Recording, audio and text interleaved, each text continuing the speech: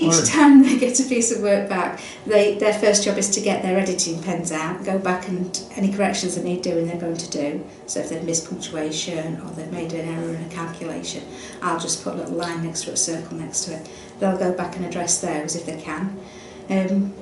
And they usually give me green pen feedback at the end of a piece of work, so I know what they've thought of that work, which bit they thought was good or which bit they found tricky. And they do that for each other as well, so on occasions they swap books and they mark each other's and they give each other feedback on their targets. We've actually now got them reasonably well trained that they do read the feedback themselves, and they're now in a position we give them time at the beginning of the lesson and they go back and, you know, check what's been written, go back and do what they're told to do without too much prompting. It's never the best first time, is it? Your first go isn't always the best. I say to them, if you're an author, you don't just write a book and it's perfect first time. You go back to it, you get somebody else to read it, they give you their opinions, you have another read, an editor will look at it, and eventually, after it's had a few different people doing bits to it, it's the finished article, but the first piece isn't as good as that. So as a whole school, there is now a greater emphasis on improving your work. Where does your marking and feedback take children to make improvements and get better? How are they going to know what they need to do to make their work better? And so all of our marking and feedback and the editing process that kids do is all about how can you make it better, what's the next step? And it's just that having that culture of you've done your best, the only person you're competing against really is yourself, because can you get better each time? And if you've got that mentality and that culture in the class, it's fine to get it wrong, we'll make mistakes and sometimes we'll learn more when we get it wrong because we know how to do it right next time. If you've got that culture in there, it doesn't matter what attainment you are as long as you're making progress, and it does work. I think it works. Now that everyone is working at the same level rather than having your ability groups, the children that do struggle are so much more engaged because they now know that they are doing the same work as the clever ones, for want of a better word. So it's a bit of a big buzz for them when they actually realise that that maths calculation they're doing is the same as he's doing over there. So, you know, you can say, oh, I'm actually doing the same one, because in their head they're the bottom ones. And it's getting rid of that, I'm at the bottom. Well, actually you're not at the bottom because you're doing the same calculation as they're doing over there, and that really lifts them, especially when they've got it correct and they can see that they've achieved it.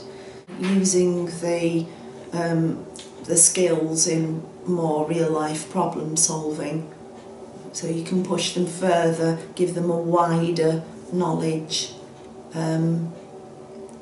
through problem solving, puzzles and things like that. So once they've got it, they're on and they're pushing forward, using it, money, things like that, calendars, timetables, things like that, which takes their learning to a greater depth. They have an unaided writing book, so every term they're writing that, they've had that from reception.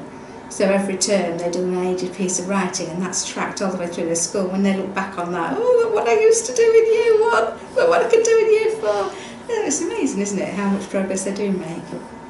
You want them to enjoy learning and want to find out things and be inquisitive and ask questions. That's the aim that we're all working towards. If they're engaged and they're interested, the learning comes alongside it. The learning happens anyway because they want to find out. We've all got targets we've got to meet. We're all under pressure to achieve those, especially since the change in the new curriculum. But it's trying not to put the children under that pressure and just making learning as fun as we can. They're very good at peer assessing and self-assessing as well, so they often mark each other's books and give targets, which I think helps to extend their learning further, because if they can actually think like a teacher and, oh, there's commas missing here or this is missing, then obviously that's embedding what they know and consolidating their learning for them. If you can get a child to the stage where they are thinking like a teacher and they can show other children how they do it, then they're really achieving that mastery level.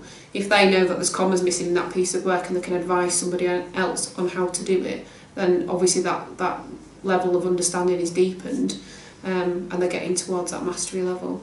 So literally every day they're looking at their own targets and working on them, and that's really helping to move the progress forward.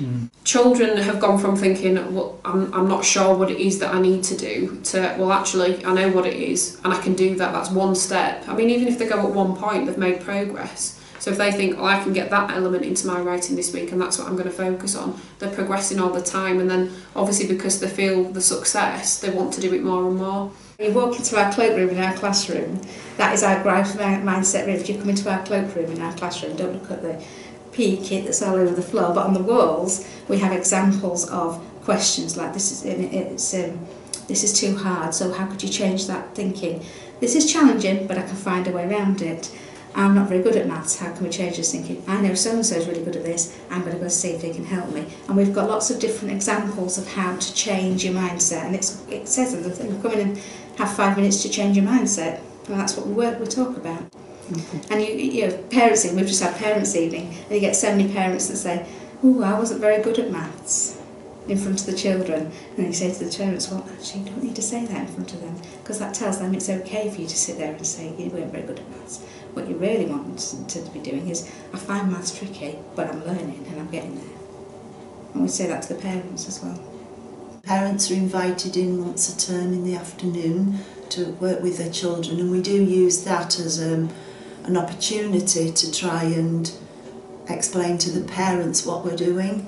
So when we were starting an addition subtraction unit, we actually get all the equipment out and show the parents how we get from this point to this point, which also proves useful, because if they're then wanting to help their child at home, they know how we are teaching it.